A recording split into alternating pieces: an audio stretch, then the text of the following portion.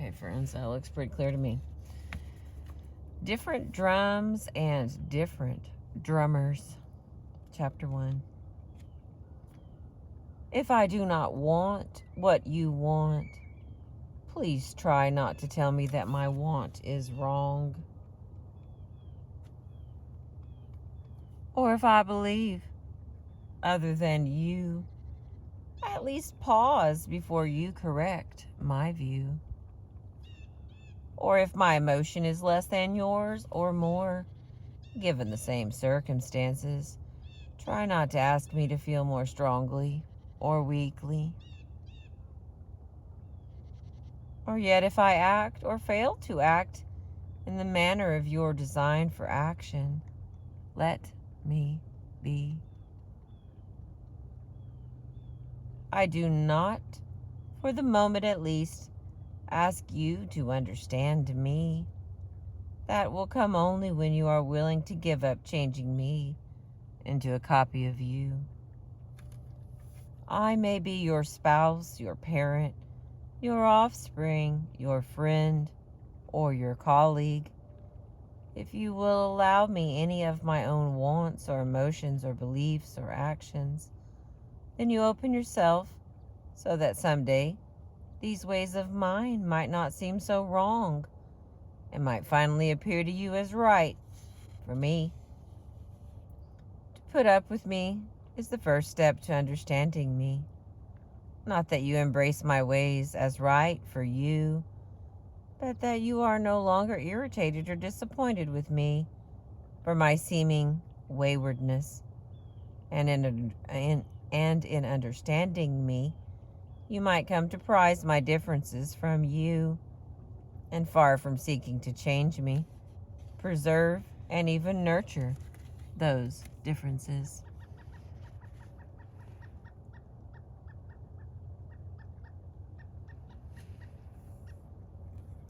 The point of this book is that people are different from each other, and that no amount of getting after them is going to change them, nor is there any reason to change them, because the differences are probably good, not bad. People are different in fundamental ways. They want different things. They have different motives, purposes, aims, values, needs, drives, impulses, urges. Nothing is more fundamental than that. They believe differently. They think, cognize, conceptualize, perceive, understand, comprehend, and cogitate differently. Cogitate. I don't know that word. Cogitate. Differently. And of course, manners of acting and emoting, governed as they are by wants and beliefs, follow suit and differ radically among people. Differences abound and are not at all difficult to see if one looks. And it is precisely these variations in behavior and attitude that trigger in each of us a common response. Seeing others around us differing from us, we conclude that these differences in individual behavior are but temporary manifestations of madness, badness, stupidity, or sickness. In other words, we rather naturally account for variations in the behavior of others in terms of flaw and affliction. Our job, at least for those near us, would seem to be to correct these flaws. Our Pygmalion project, then, is to make all those near us just like us. Fortunately, this project is impossible. To sculpt the other into our own likeness fails before it even begins. People can't change form, no matter how much and in what manner we require them to. Form is inherent, ingrained, indelible. Ask a snake to swallow itself. Ask a person to change form, think or want differently. And you ask the impossible. For it is the thinking and wanting that is required to change the thinking and wanting. Form cannot be self-changing. Of course, some change is possible, but it is a twisting and distortion of underlying form. Remove the fangs of a lion and behold a toothless lion, not a domestic cat. Our attempts to change spouse, offspring, or others can result in change, but the result is a scar and not a transformation. The belief that people are fundamentally alike appears to be a 20th century notion. Probably the idea is related to the growth of democracy in the Western world. If we are equals, then we must be alike. Freud believed we are all driven from within by Eros, and that what seem to be higher motives are merely disguised versions of Eros. His colleagues and followers took issue with him, though most retained the idea.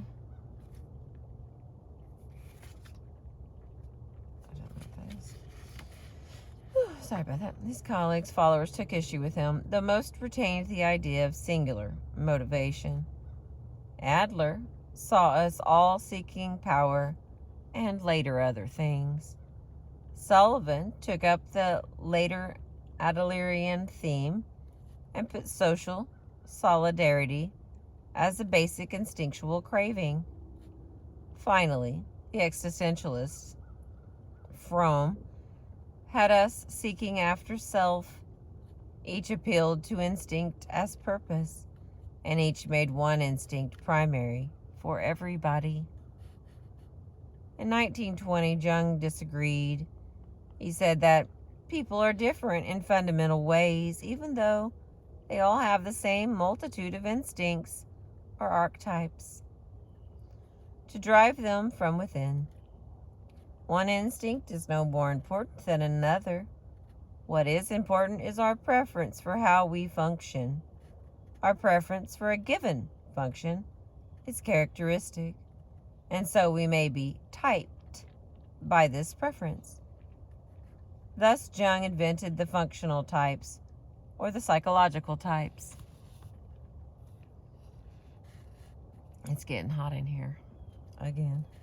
It's funny how quick it does. In 1907,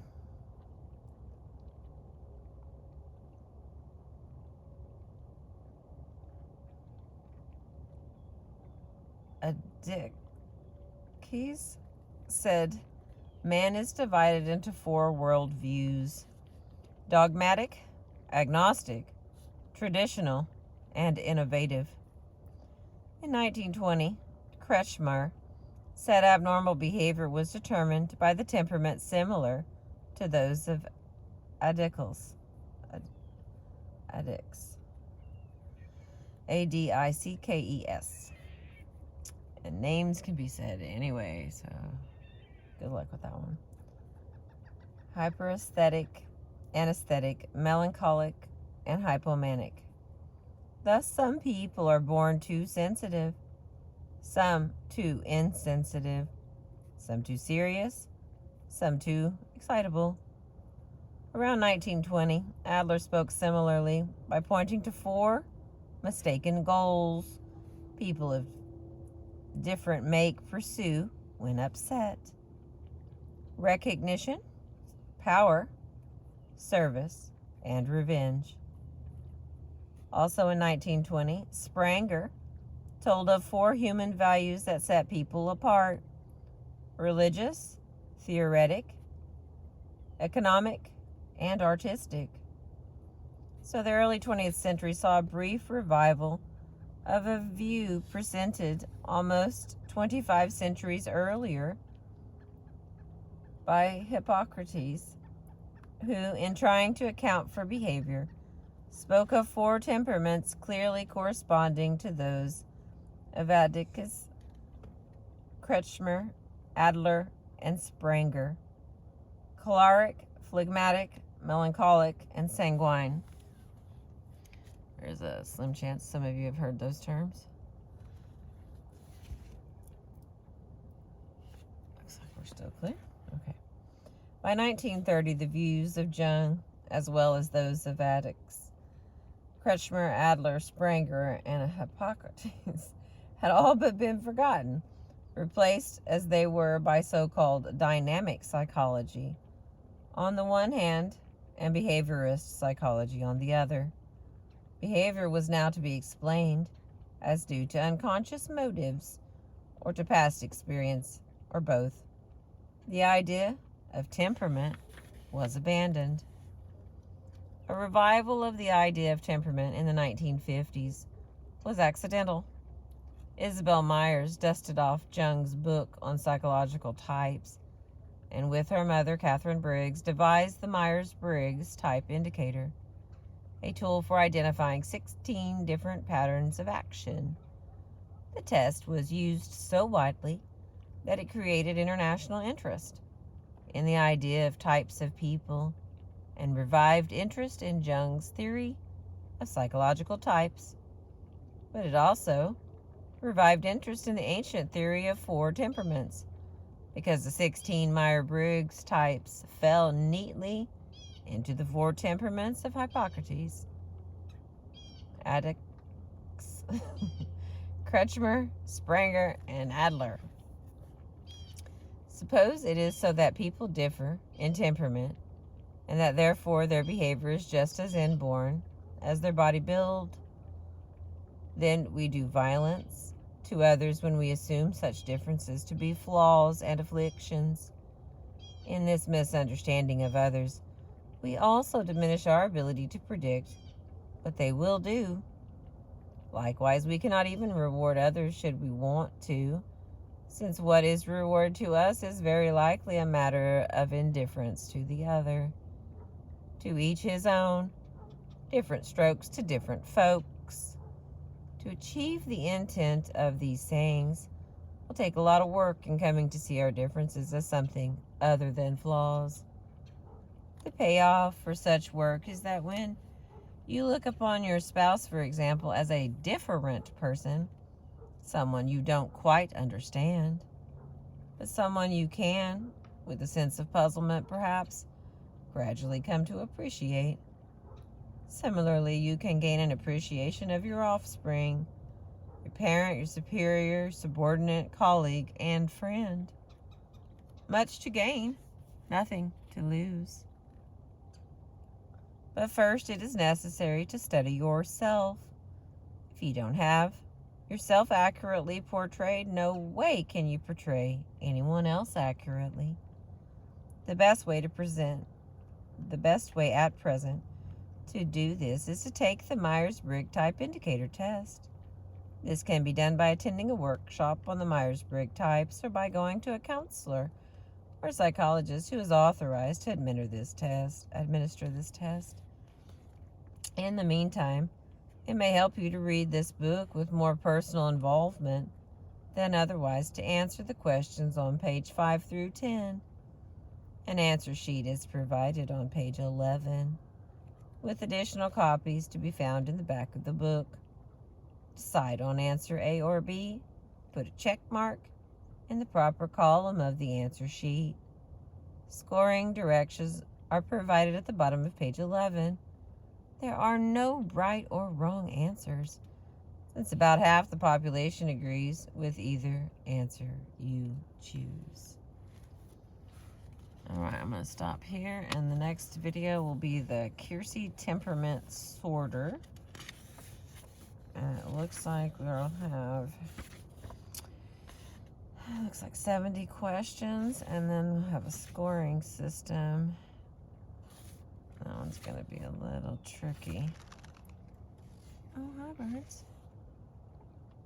But it is very interesting. Thank you for starting this book with me and being with me today. I appreciate your time and attention. Thank you for watching. Thank you for listening. Thank you.